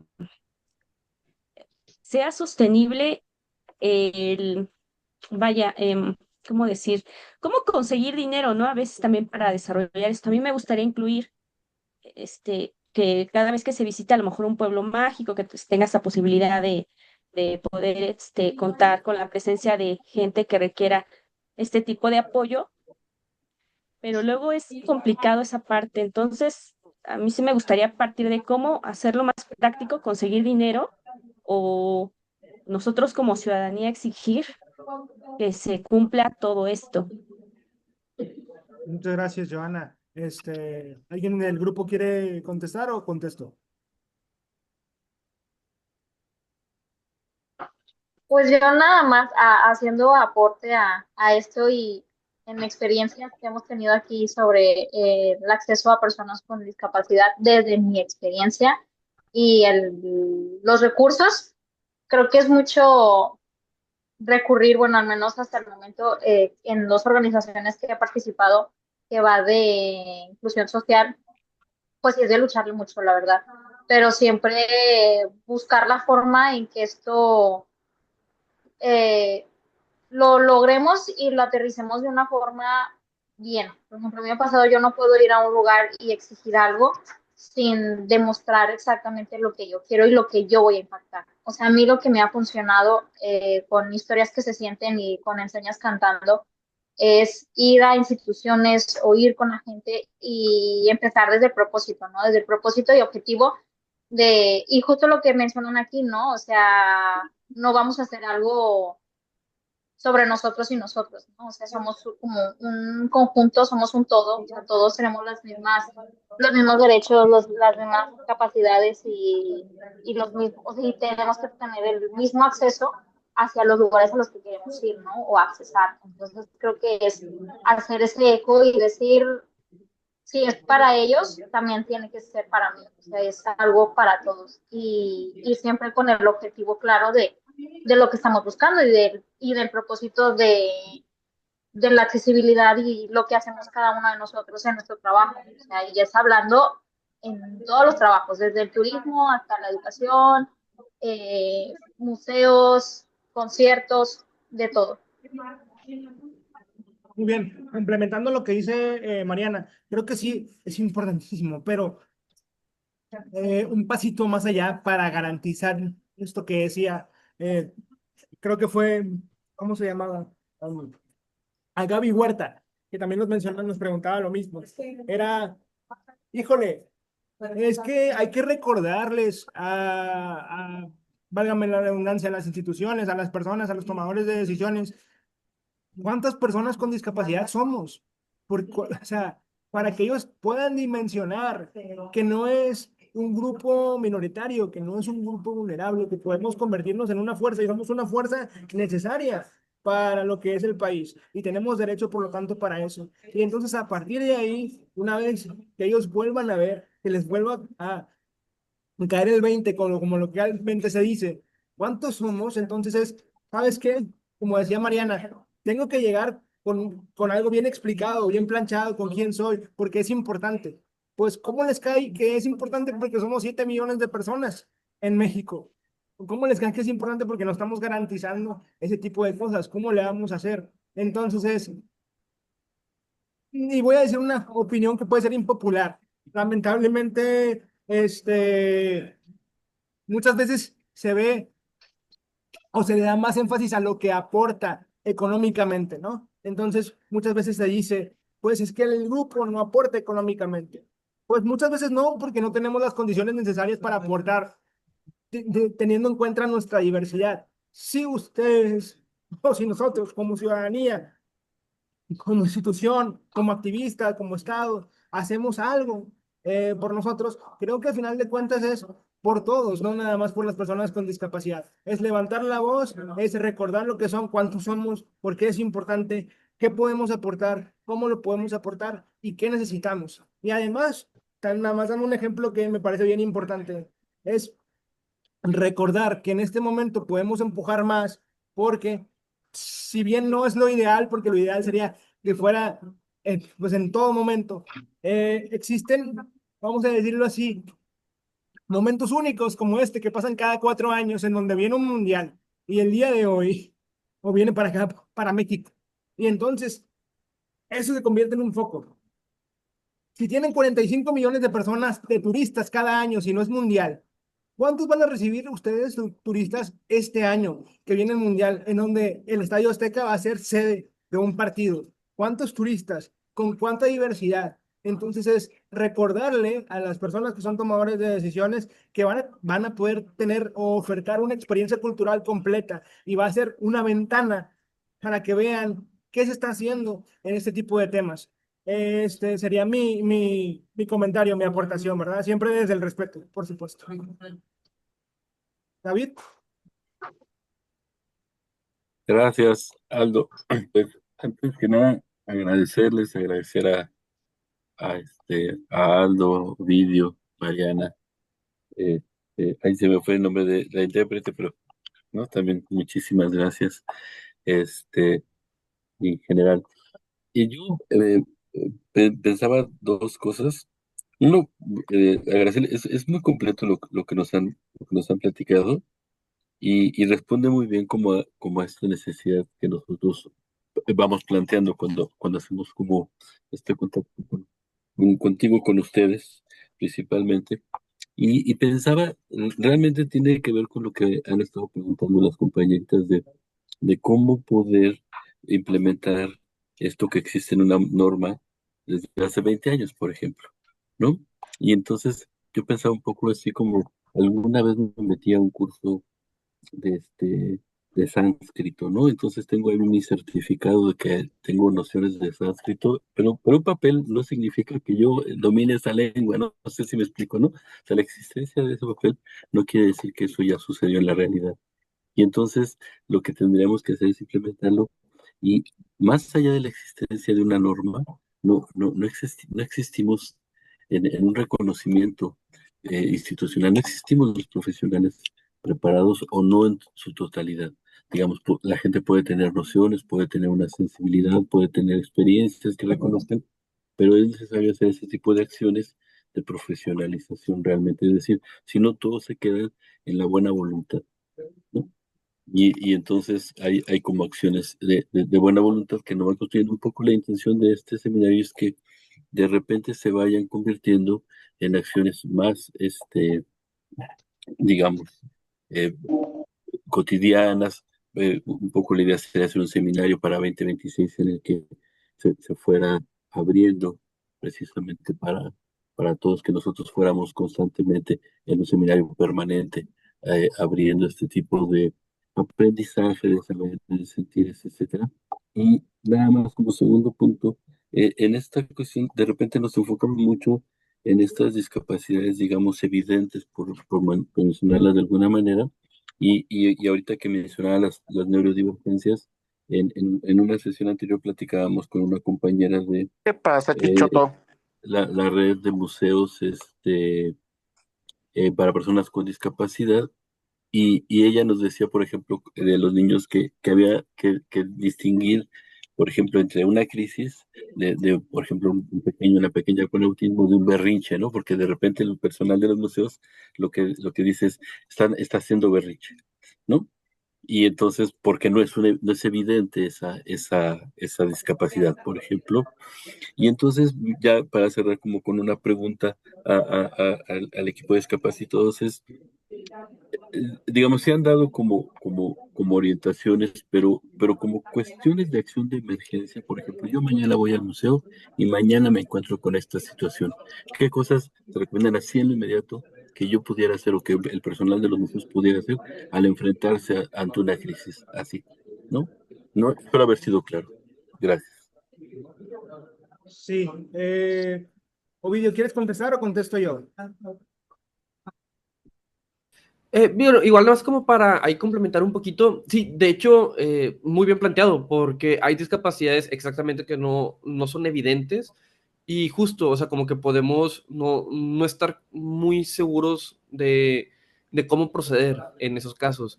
Entonces, soy muy fiel a esto que hemos estado diciendo, de justo por eso las capacitaciones suelen ser como tan importantes, porque pueden darse circunstancias muy complejas en las que eh, hay muchas formas en las que no se deberían de hacer, o muchas cosas que no se deberían de hacer, pero algo que mencionó Aldo y lo hemos platicado como equipo, y es que siempre esta parte de querer como siempre, o tener esa disposición de ayudar.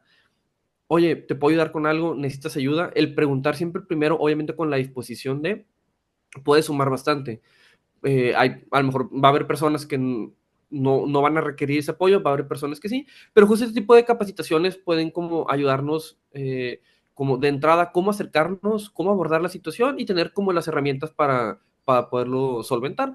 Puntualmente, en este caso, yo te diría que sí, lo primero es, por ejemplo, conocer esta parte de qué es una neurodivergencia, por ejemplo, cómo puede una persona neurodivergente, cómo se relaciona con el mundo, o sea, que de entrada, o sea, qué es lo que, si es el ruido, si son las luces, a lo mejor darle un espacio para que la persona se pueda calmar un poquito. Hay como estas cosas, pero no sé si ya lo quieras como continuar. Sí, yo creo que son tres pasos. Yo puedo definirlo en tres pasos, que sería primero que nada está el tema de de informarse uno, como en esta ocasión, espacios donde haya información eh, de discapacidad. Después, el segundo paso yo lo llevaría a la sensibilización. Una sensibilización va acompañada de la información. Tú te sensibilizas porque si no eres parte de la comunidad o no cuidas de alguien, estás desensibilizado porque no es parte de tu cotidianidad. Y el tercer paso sería, y yo hago una diferencia bien grande entre una sensibilización y una capacitación. Porque una sensibilización es yo te doy información y entonces tú te sensibilizas de que existe una realidad a la cual tú normalmente no perteneces o no has visto y entonces por eso se hace inexistente. Y después pasamos a la capacitación, que es, ok, yo, persona, tomo acciones para realmente pasar de la sensibilización, de entender el contexto, a ser parte de él, a accionar. Y después un cuarto sería una implementación súper básica. ¿Como cuál? Como, no sé, capacitaciones en lengua de señas, en capacitaciones en manejo de crisis, como lo mencionábamos, capacitaciones, hay en mil, pero yo lo llevaría en cuatro pasos. La información, la sensibilización, la capacitación y la implementación básica. Eso es lo que podríamos hacer y es lo que se debería hacer. Y muchas veces se piensa que cuesta mucho, pero no, es la voluntad primeramente y después encontrar lo que esos recursos que hay y que nosotros como discapacitados también podemos ayudarlos, ¿verdad? Aprovechando ahí la ventanita. Mariana. Nada más como complemento a eso, algo que a mí me ha funcionado mucho para entender más que nada cuando trato con niños con una neurodivergencia o adultos con una neurodivergencia, es yo tratar de ponerme en sus zapatos. O sea, por ejemplo, a mí hay cosas que, y creo que a todos hay cosas que a nosotros nos ponen en un momento de angustia y ansiedad, es simplemente ponernos en nuestros zapatos y decir, bueno, observo el lugar. Ustedes que conocen los museos de allá en los que elaboran los museos de Lina, yo ahorita me puedo poner a pensar en el Museo de Antropología, que me encanta. Y a mí, para mí el Museo de Antropología, en cuestión de Mariana Palomares, a mí qué me puede causar una sensación de estrés o de ansiedad. ¿Cómo me siento yo cuando estoy estresada, cuando estoy ansiosa?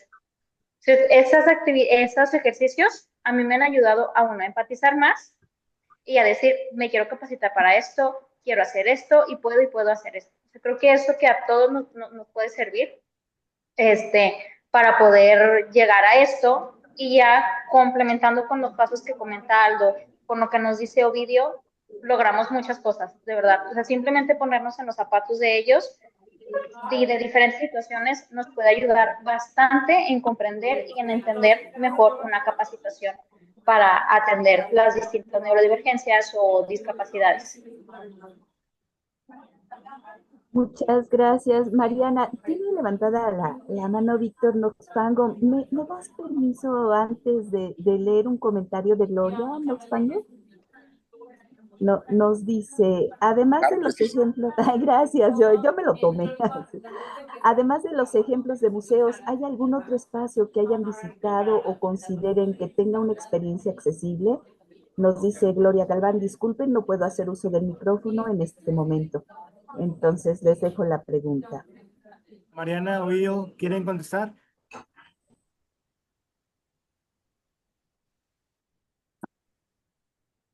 Ustedes que salen más. Yo en mi caso, yo en mi caso de visitar algún lugar en donde se vea accesibilidad, pues ha sido, aquí en Monterrey es complicado en cuestiones de cultura y museos. Donde he encontrado un poquito más es justo en Ciudad de México, en el Museo Sumaya. Fui el año pasado, sí, el año pasado, pero este año pasado fue como 3, 4 veces. Creo que fue la de marzo, en Semana Santa. Fui con un grupo de amigas, todas somos maestras de educación inclusiva, y justo veíamos a un niño que nosotros creemos que tenía, bueno, tiene autismo. Vimos cómo entró en crisis, ¿no? O sea, y parte del personal del museo sí se acercó para retirarlo, ¿no? O sea, hacer como que el retiro correcto del niño, se retiró con sus familias, de hecho se fue en el ascensor. Son cosas que he visto.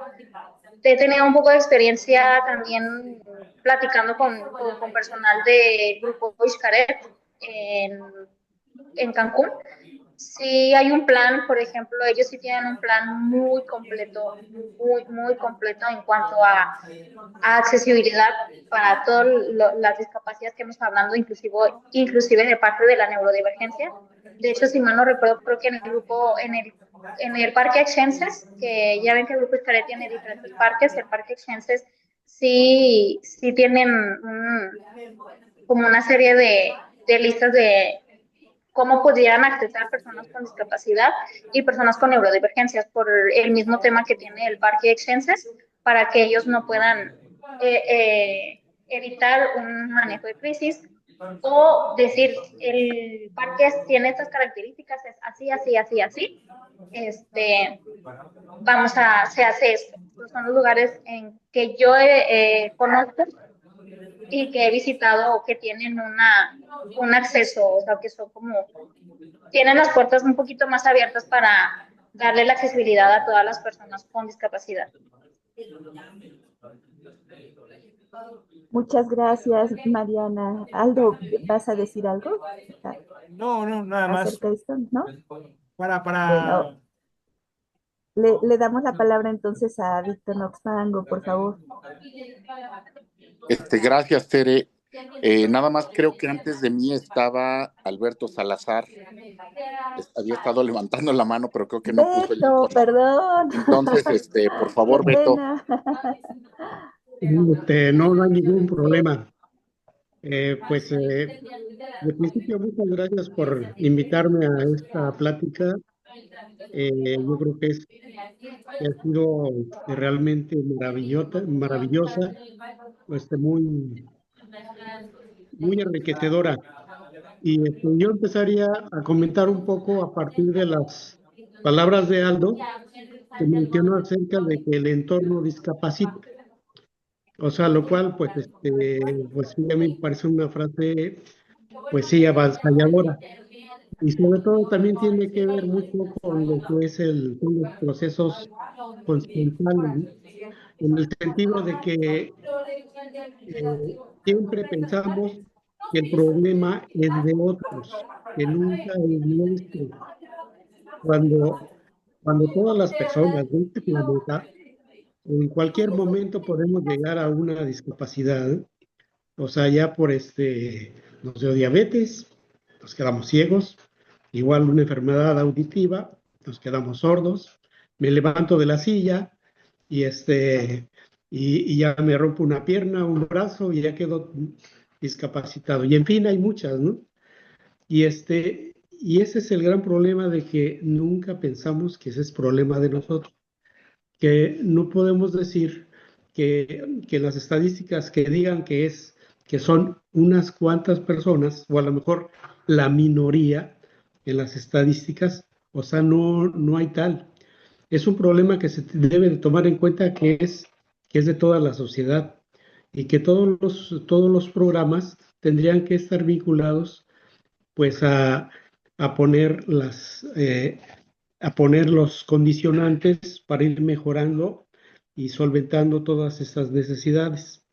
Pues en mi caso que pues sí, trabajé varios años en el INAH, en el área de museos, Pues yo lo que veo es de que sí ha habido muchos coqueteos en hacer actividades relacionadas para la atención con personas con discapacidad, pero desgraciadamente no tienen una continuidad, sino que solamente se ven como pequeños espacios en exposiciones temporales o en actividades de verano, y ya después, o sea, se vuelve a olvidar, ¿no?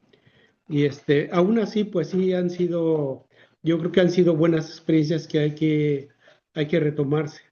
O sea, otro gran problema que tiene, por ejemplo, el caso de los museos de Lina, pues es de que la mayoría de sus espacios, o sea, son adaptados. Todos sus inmuebles son adaptados. La mayoría son inmuebles históricos y que también las condicionantes para mejorar la accesibilidad, sobre todo motriz, es muy dificultosa, ¿no?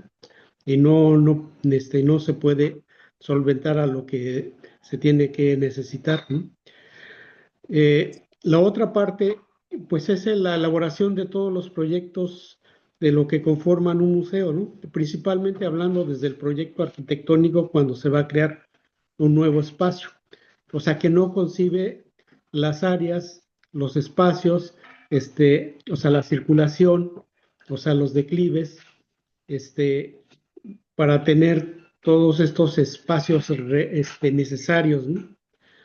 Eh, la segunda parte de los proyectos serían los curatoriales, que en este caso, pues, cuando se establecen los contenidos museológicos, el qué decir del museo, y también la selección de objetos, eh, siempre se piensa más en un discurso, en un qué decir un poco complicado, que no tiene la accesibilidad para todo el mundo, incluso para los que tenemos la posibilidad de tener mayor acceso a la comunicación. Y finalmente, también el proyecto museográfico, que en muchos de los casos a veces se piensa más en la estética, en que quede muy bonito, muy hermoso, o sea, muy llamativo, pero se olvidan de estas necesidades, sobre todo de las alturas, y de reforzar la comunicación, que es la parte más esencial de un museo, ¿no? Y finalmente, pues llega la otra parte que sería el proyecto y la acción de atender al público, que también pensando que el público es muy diverso, ¿sí? Mucho, muy diverso y que tiene necesidades también muy diversas, ¿sí? Y entonces, pues ahí resulta de que hay muchas acciones que quedan obviadas, que pensando que es el público que tiene que solucionar esa necesidad para poderse apropiar de lo que es el mensaje que tiene que transmitir el museo, en lugar de que el museo sea el facilitador del conocimiento que se transmite a través de un discurso y de los objetos para que sea accesible a todo público, ¿no? Pues por lo pronto, pues muchas gracias por la invitación y pues un abrazo para todos. Mis felicitaciones. Abrazo, Beto. Muchas gracias, Beto, abrazo. Y bueno, ahora sí, no obstante. Hola, ¿qué tal? Muy buenas tardes.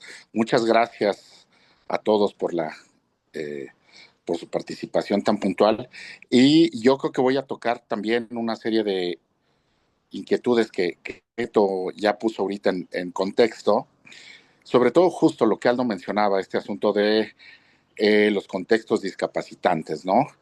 Entonces, me parece ahí muy interesante cómo estas necesidades o incluso estas normativas existentes ya ahora desde hace 20 años, lo que generan es una necesidad de política de Estado. Eso implica salir del museo, ¿no?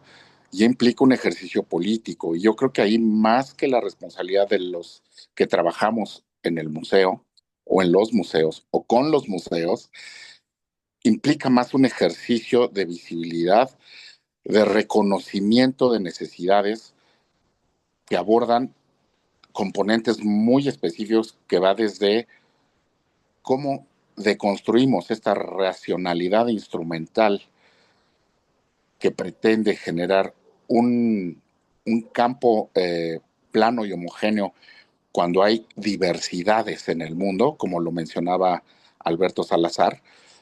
Y la otra es este peso que se tiene laboral de los trabajadores de museos, donde también, ¿qué tanto los trabajadores de museos están o estamos discapacitados por el propio contexto? Es decir, ¿cuántos de nosotros se nos exige realizar una serie de políticas y acciones que pretenden tender o aplanar este territorio irregular para los asistentes, o en el caso de los museos de Lina, los derechohabientes, que ni siquiera nosotros estamos en condiciones o nos encontramos justamente en un contexto discapacitante, que va desde los recursos, desde el personal y desde o llegar incluso a los servicios que brindamos. En mi caso, estoy en un espacio, dirigiendo un espacio comunitario, que es un ex convento del siglo XVI, y como bien anotaba Alberto Salazar, pues prácticamente carecemos de las normas básicas como rampas de acceso. Pero además les tengo que compartir que yo estoy en un contexto llamado Tepoztlán, el cual prácticamente es un monumento enclavado en una montaña rocosa. Entonces ya de ahí es sumamente complejo. El contexto donde está el museo ya lo vuelve discapacitante, ¿no? La posibilidad de acceder, de llegar y de poder tener una vía de acceso al atrio donde este museo se encuentra, ya se vuelve todo un reto para personas discapacitadas. No obstante, sí hemos tenido visitantes que llegan en silla de ruedas y logran subir con apoyo de los trabajadores que estamos en el ex convento, llegar a conocer el claustro alto de este espacio. Entonces, a mí me parece que de repente este ejercicio que se hace de la mejor voluntad, pues parece ser como esta norma o decreto real que hubo en la Nueva España en el siglo XVI, que parece ser que dictaba algo así como acátese, pero no se haga, ¿no? Es decir, todos sabemos que existen estas normativas desde el siglo XVI, pero pues no las hacemos porque no hay manera estructural de llevarlas a cabo, porque estamos en unas condiciones de pauperización, no solo afectiva, sino intelectual y en términos económicos.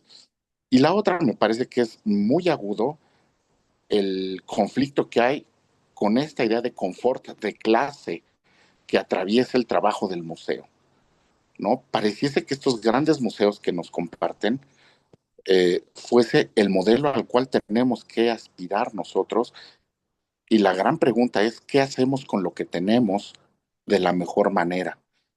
Y creo que el estar mostrando estos espacios que tienen varios millones de euros o de dólares detrás de ellos, pues justamente se vuelven arquetipos de una estética instrumental que nos colocan en este ejercicio, pues de discapacitados también a nosotros como instituciones, ¿no? O sea, lo único que yo lograba ver en su presentación tan compleja y tan bien estructurada era justamente la condición y contexto de discapacidad, donde se vuelve necesaria una política de Estado, no solo una política de museos, que atienda y que se trabaje desde fuera. Yo estoy sorprendido con la numeralia que presentan, y yo creo que esa numeralia se puede triplicar con el número de gente que tiene algún tipo de discapacidad que ni siquiera está registrada, es decir, por el registro civil, ¿no? En contextos de cierre, en contextos, ¿no? En contextos todavía mucho más no, no metropolitanos, por llamarlo de alguna manera.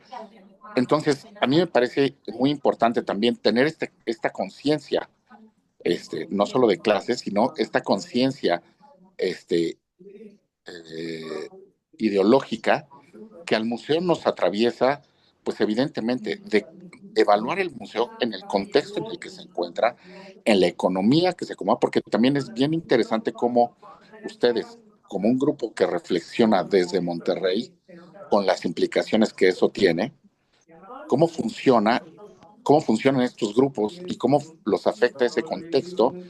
Y por ejemplo, alguien que se encuentra en ahora en este boom de museos que tenemos en la ruta del Museo Maya, por decir algo, ¿no? ¿Cómo se está dando esos procesos de adecuación del contexto, del inmueble, como bien lo mencionaba Alberto Salazar, de los contenidos que tenemos, que él menciona como ejercicios curatoriales y museográficos, y de los servicios, y yo me iría o regresaría justamente a todos los que estamos envueltos en estos procesos, que nosotros también necesitamos, y ya lo había mencionado Aldo, este ejercicio no solo de sensibilización, sino de capacitación. Yo estoy totalmente discapacitado en ese sentido. No tengo herramientas teóricas ni metodológicas para la atención de una crisis, incluso en mi mismo personal, o de reconocimiento si alguno de nosotros somos neurodivergentes.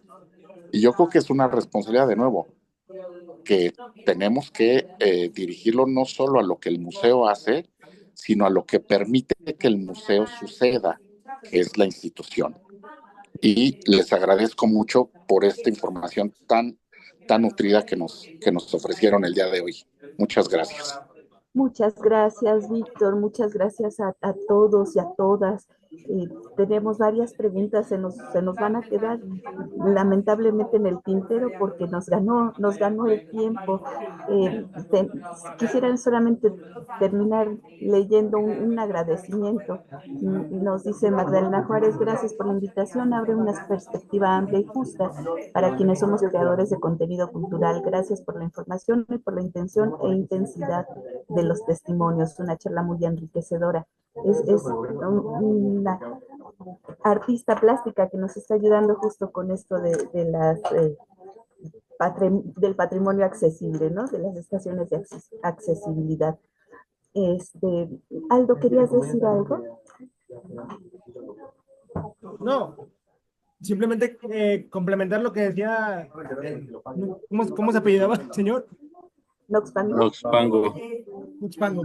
Sí, efectivamente, el contexto lo es todo. El contexto lo es absolutamente todo. Entonces sí, efectivamente, ponemos esos ejemplos y pareciera eso. Creo que es simplemente un horizonte. Hay una diferencia, hay una frase que no recuerdo ahorita, pero no es una mente, sino es un horizonte. Obviamente tenemos que adaptarlo a la cultura y al contexto que tenemos nosotros. Pero eso como mencionaba también Uxpango, lo hace necesario el tema de la política, porque todo esto no lo podemos hacer nosotros nada más por hacerlo, sino tienen que entender el contexto también. Algo que mencionaba la vez pasada puede ser ahí un poquito, no sé, pero como quiera lo voy a comentar, es el contexto de los países, por lo menos europeos, es precisamente que durante años, siglos o inclusive milenios estuvieron en conflictos armados, ¿no? Entonces, ¿qué pasa con esos conflictos armados? Que terminan habiendo condiciones discapacitantes por el tema, alguna amputación, algún tipo de enfermedad que terminaba discapacitando a las personas. Entonces, ellos han experimentado de primera mano contextos o situaciones que discapacitan a lo que son las personas o los habitantes a través de siglos y milenios. Nosotros como, o sea, como México, probablemente sí, pero no de esa manera, ¿no? Por lo menos no en la modernidad, porque me remonto a lo que es, pues no sé, la Guerra Francesa, la Primera y Segunda Guerra Mundial. Nosotros participamos, por lo menos desde lo que yo me acuerdo, o bien me podrá decir si sí o si no, o ustedes me podrán decir si sí o si no, activamente en eso. Entonces, pareciera que este tipo de cosas de alguna u otra manera ayudan a que eso sea más consciente o que sea parte de pues su cotidianidad. No nos vayamos tan lejos.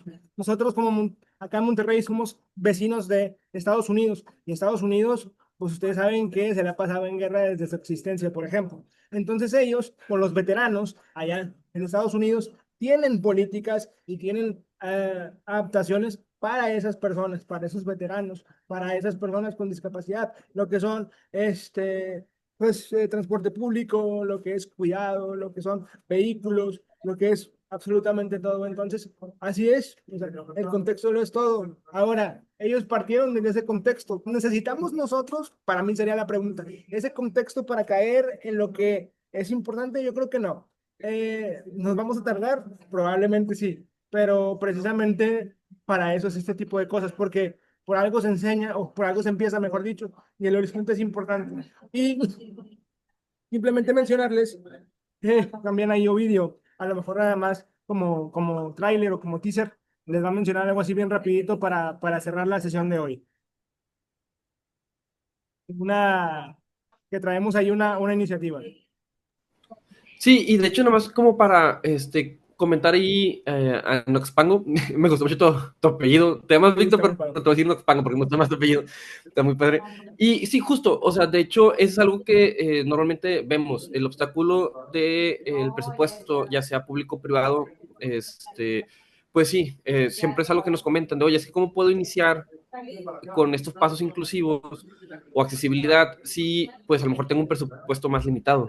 Entonces, sí, totalmente sí debería estar muy ligado, el contexto debería permitir la apertura a iniciativas públicas, por ejemplo, pero que, siempre digo, siempre hay cosas que podemos hacer a lo mejor sin necesidad de presupuesto. Por ejemplo, simplemente reconocimiento tan básico de a lo mejor no mencionar como persona discapacitada, sino persona con discapacidad. Esas pequeñas distinciones que a lo mejor no nos cuestan a nosotros monetariamente, pero realmente suman. Entonces, el irnos papeando un poco de esta cultura, por ejemplo, a lo mejor si vemos a una persona con discapacidad, el conocer, oye, me acerco primero a preguntar si necesita ayuda antes de ofrecerme ayuda de primera instancia, a lo mejor el validar a las personas también, son cosas que podemos como empezar, pequeños pasitos que pueden sembrar frutos más adelante. Ya de ahí, por ejemplo, podemos empezar a partir simplemente con el acomodo de mobiliario y podemos empezar a dar como pasos subsecuentes.